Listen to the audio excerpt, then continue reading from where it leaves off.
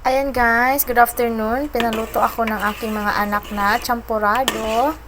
At dahil nga wala akong kukwa, ang ilalagay ko po ay pandan. So, gagawa ako champurado pandan. Yan po ang aking gagawin.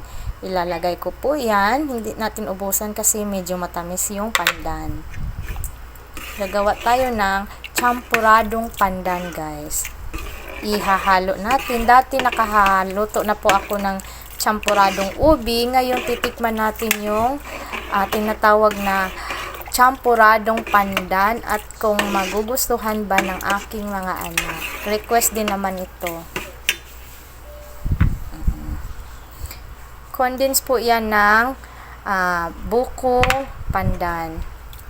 Ayan. Hahaluin lang natin yan guys hanggang sa lumabas yung kulay na ito.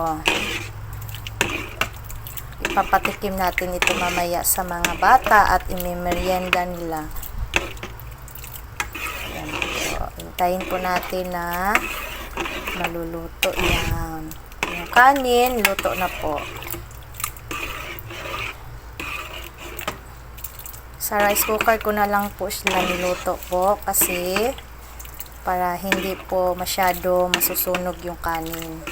Ayan. Abangan nyo po guys at kung magugustuhan nila. Guys, after 48 years, naluto na din ang ating pandan na champurado. Try nyo po guys, baka magustuhan ng inyong mga chikiting. Guys, naghain na ako. Ipapatikim natin yan sa mga bata. Tikim na natin kay Duda yung champuradong champuradong pandan. Ayan. Wait lang, Gangga. Oh, gustong-gusto ni Duday. Ayan. Ayan, sarap na sarap ang Duday. Oh, one more. Get na tayo. O, diba? Masarapan si Duday. Kuya Chander, masarap kuya. Oh, medyo mainit pa. Kay Kuya Prince. Kuya Prince! Kuya! Mainit pa. Mainit pa. Ay, sobrang nagustuhan talaga ni Duday. Oh, gusto niya siyang maghawak sa... Mainit pa kasi. Tingnan ko ba? YouTube! Ayan, ang mainit pa. Kahit mainit, hala, gusto.